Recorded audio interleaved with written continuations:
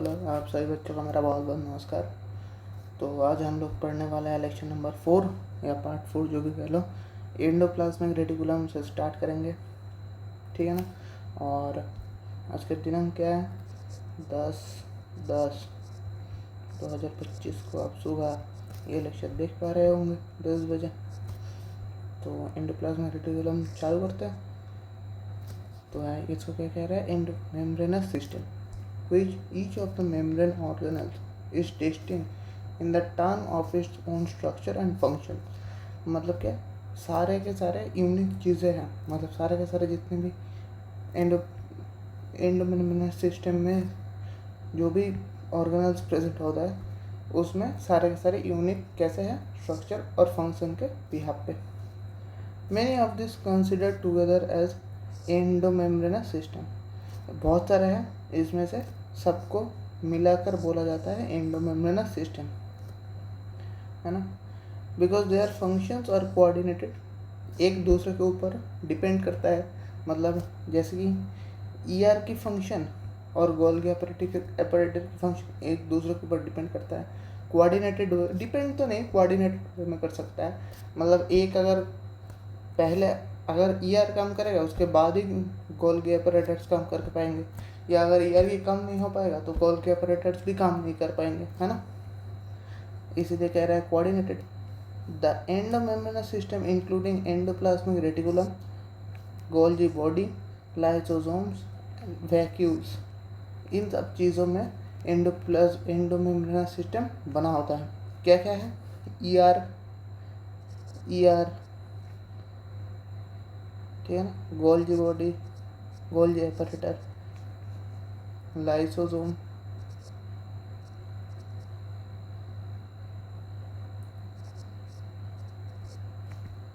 And vacuoles. आइए देखते हैं।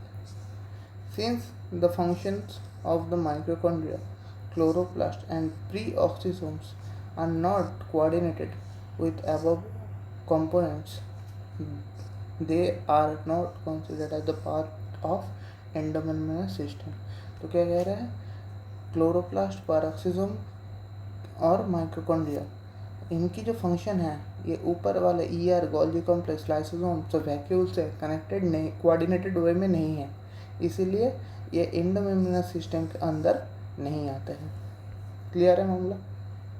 द ईआर एंडोप्लाज्मिक रेटिकुलम, ठीक है ना, endoplasmic reticulum. Electron microscope studies of eukaryotic cell reveal the presence of network or reticulum, tiny tubule structure scattered in the cytoplasm that is called endoplasmic reticulum। इसके structure के बारे में बताया गया है कि ऐसा स्ट्रक्चर है टाइनी ट्यूबुलर, ठीक है, structure that scattered in cytoplasm. कहाँ पे प्रेजेंट होता है? साइटोप्लाज्म से। अगर एक सेल है, सेल के अंदर जो फ्री स्पेस है उसमें साइटोप्लाज्म प्रेजेंट होता है, उसमें से साइटोप्लाज्म में ये ईआर प्रेजेंट होता है। हेंस ये 8.5 में फिगर में भी दिखाया गया है, ये रहा फिगर, इसको जरूर देख के जाना, इसमें से क्वेश्चन आता है, डायग्राम बेस्ड क्वेश्चन इसमें से बनता है। Hence ER divides the intercellular space into 2 distinct compartment, that is lumen inside ER. इसको हम लोग, ये अगर ये है, इसके अंदर की तरफ ल्यूमेन होता है, ठीक है ना, एंड एक्सटर्नल ल्यूमेन जो साइटोप्लाज्म कंपार्टमेंट्स भी कह सकते हैं, ठीक है ना। क्या कह रहा है? 2 डिस्टिंक्ट कंपार्टमेंट बनता है, वो क्या क्या है? ल्यूमेन इनसाइड ईयर और external lumen that is cytoplasm, वो क्या होता है? आउटर होता है। द ईयर ऑफन शोन्स ribosome attach to their outer surface. ER ज़्यादातर केस में राइबोसोम अटैच्ड होता है रियर ईआर के बाहर वाले सरफेस पे। The endoplasmic reticulum bearing ribosome on their surface is called rough ear, rough or ear। तो मैंने दिखाया था कि ऐसे अगर ईयर है तो ये स्मूथ ईयर है, और इसके ऊपर अगर राइबोसोम की छोटे छोटे बॉल्स लगे होते हैं, तो उसको क्या कहते हैं, RER। In the absence of ribosome they are smooth RER। ठीक है। RER is frequently observed in the cell activities involved in protein synthesis and secretion। RER क्या क्या करता है, प्रोटीन सिंथेसिस करते हैं और सिक्रेशन करते हैं। They are extensive and continuous with the outer membrane of the nucleus. बाहर की मेम्ब्रेन से कुछ न्यूक्लियस होता है, मतलब बाहर की मेम्ब्रेन में भी न्यूक्लियस प्रेजेंट होता है, न्यूक्लियस प्रेजेंट होता है। The smooth endoplasmic reticulum the ACR is the major site of synthesis of lipid. वो लोग क्या करता है, प्रोटीन की सिंथेसिस, प्रोटीन और सिंथेसिस करते हैं, और ये क्या करता है, सिंथेसिस ऑफ लिपिड करता है।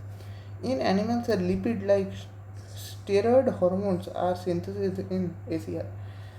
एनिमल सेल में ACR क्या करता है, स्टेरॉयड हार्मोन बनाता है ना। आइए देखते हैं Golgi operator. Golgi operator cameo Golgi 1898 first is observed the densely stained reticulum structure near the nucleus। एक स्ट्रक्चर देखा जो न्यूक्लियस के पास है और डेंसली स्ट्रेंड है। स्ट्रेंड का मतलब क्या होता है, कलर। कोई भी एक सब्सटेंस के ऊपर अगर आप स्टेनिंग करोगे उसके ऊपर कलर डालते हो, जो मैंने पहले लेक्चर में पढ़ाया था ग्राम स्ट्रेनिंग। ठीक है ना। उसमें क्या क्या, उसमें कलर डालते हैं, फिर एक सेल को दिखा जाता है। सर ग्राम ने उसको डिस्कवर किया था, जो पहले लेक्चर में पढ़ाया था, देख लेना अगर नहीं देखा है तो। This were later named as Golgi bodies after him. तो कैमलियो गोल्गी ने डिस्कवर किया था और गोल्गी बॉडीज उसके बाद नाम रख दिया, है ना। ये भी क्या फ़ायदा है, देखो डिस्कवर करने का, खुद के नाम पर रख दिया। They consist of many flat disc shape sac और cisternae of 0.5 to 1 diameter। 0.5 nanometre to 1 nanometre. Sorry मैं ये भूल गया था, नैनोमीटर कहते हैं, मैंने गूगल नहीं किया भाई, मेरे को याद आ गया। This are the stack parallel to each other. ठीक है, देखो ना, इसमें एक पैरेलल है, एक के ऊपर एक। ठीक है ना, एक के ऊपर एक, ये ऐसे एक के ऊपर एक पैरेलल है। Varied of number of cisternae, varieties of number of cisternae present in the Golgi bodies, Golgi complex। The Golgi cisternae is co-arranged near the nucleus with distinct convex sheaths, or the forming of face and concave is called maturing phase। दो तरीके की face होता है इसमें, है ना। जो immature होता है, जो मैच्योरेशन से पहले होता है, उसको सीस फेस बोला जाता है, और जो मैच्योरेशन के बाद होता है वो ट्रांस फेस कहलाया जाता है। एक दूसरे की ऑपोजिट होता है। The cis and the trans face of the organelles is entirely different. ठीक है ना, पूरा चेंज हो जाता है, बट इंटरकनेक्टेड, लेकिन इंटरकनेक्टेड होता है। दोनों अलग अलग भली है लेकिन इंटरकनेक्टेड है। The Golgi apparatus principle perform the function of packaging material to be delivered either in intercellular targets or secreted outside the cell। Cell के बाहर भी ये सिक्रेट करता है, और मतलब ये कुछ अगर गोल्गी apparatus का परफॉर्म क्या करता है, कोई एक सपोज फूड मटेरियल्स बनाया है, उसको पैकेजिंग करता है, पैकेजिंग करके डिलीवर करता है। कहाँ का डिलीवर करता है, इंटरसेलुलर में भी डिलीवर करता है, इंट्रा सेलुलर मतलब अंदर ही, एक सेल के अंदर ही, है ना। ये एक सेल है, ये सेल के अंदर ही। और इंटर सेलुलर मतलब क्या होता है, एक बॉडी में ही, वो ह्यूमन की भी हो सकता है, वो प्लांट की भी हो सकता है, अंदर अंदर एक, मतलब एक पर्सन या एक प्लांट के अंदर अंदर। ठीक है ना। materials to be packed in the form of vesicles of the ER fusion, which is cis phase of the Golgi apparatus, and move towards the maturing phase. ठीक है. This explains why Golgi apparatus remain in the close association with endoplasmic reticulum. तो endoplasmic reticulum के पास में ये Golgi apparatus क्यों रहता है, ये इसका मतलब यही है, दिया गया है. A number of proteins synthesis by the ribosome on the endoplasmic reticulum, जो RER सिंथेसिस करते हैं, है ना, जो बाहर की तरफ लगा होता है RER के, वो मॉडिफाई के कौन करता है, सिस्टम ने of Golgi apparatus before the release into the trans phase. ठीक है ना, ट्रांसफेज में जाने से पहले सिस्टम ने जो राइबोसोम होता है उसको मैच्योर करता है. Golgi apparatus is the important site of the formation of glycoprotein and glycolipid. Golgi apparatus क्या करता है, ग्लाइकोप्रोटीन और ग्लाइकोलिपिड फॉर्म करता है.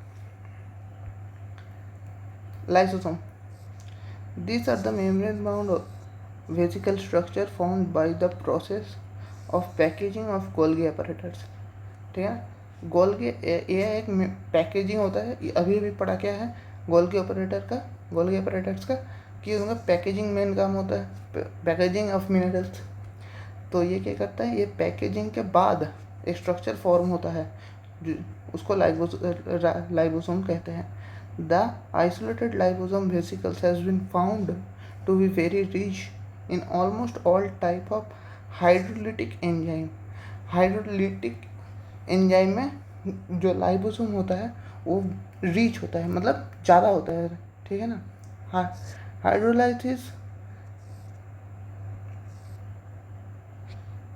Hydrolysis lipase proteins carbohydrate optimally active the acidic pH. ठीक है ना, एसिडिक पीएच होता है. This enzymes are capable of distinct carbohydrate, protein, lipid and nucleus acid. मतलब ये खुद ब खुद बता सकता है कि कौन सा कार्बोहाइड्रेट है, कौन सा प्रोटीन है, कौन सा लिपिड मॉल और कौन सा न्यूक्लियस एसिड है. वैक्यूल्स क्या कह रहा है, the vacuoles of the membrane bound space found in the cytoplasm. एक मेम्ब्रेन बाउंड स्पेस होता है जो साइटोप्लाज्म में मिलता है. It contents water, sap, excretory product and other material not useful for the cell. Vacuole एक ऐसा चीज़ है जो सेल की जो वेस्टेज है इसमें वैक्यूल में जमा होता है. The vacuole is bounded with single membranous called tonoplast. एक सिंगल मेम्ब्रेन से वैक्यूल बना होता है और उसका नाम क्या होता है, ट्रोनोप्लास्ट. In the plant cell, the vacuole can occupy up to 90% of the volume of a cell. एक प्लांट सेल में 90% जो स्पेस है वो वैक्यूल ले सकता है, प्लांट में ले सकता है. मे भी बोला है ना, कैन बोला है ना, इम्पोर्टेंट बात है यहाँ पे. अगर असर्शन रीजन बने कि वैक्यूल ही, that in plants vacuole contain 95% of volume of a cell, तो वो गलत है. ठीक है ना, क्योंकि कैन है इसमें, याद रखना. In plant the tonoplast facilitate the transport of the number of ions and other materials against the concentration gradient of the vacuoles. Hence there is a concentration sufficiently higher in the vacuoles than the cytoplasm. Cytoplasm से यहाँ पे concentration higher होता है क्योंकि concentration gradient higher होता है. क्योंकि सब चीज़ें यहाँ से ट्रांसपोर्ट होती हैं, ट्रांसपोर्ट में मदद करता है. In amoeba the concentration vacuole is important for osmoregulation and excretion और ऑस्मो रेगुलेशन में एमीबा में वैक्यूल कॉन्सेंट्रेल वैक्यूल हेल्प करता है. In many cells, the protista food vacuole are formed by क्या है, engulfing the food particles. मतलब क्या कह रहे हैं, बहुत सारे प्रोटिस्टा में फूड वैक्यूल कैसे बनता है, इनगल्फिंग द फूड पार्टिकल्स, मतलब जितने भी एक्सेस फूड पार्टिकल्स है उसको वैक्यूल अपने अंदर स्टोर करके रख देता है।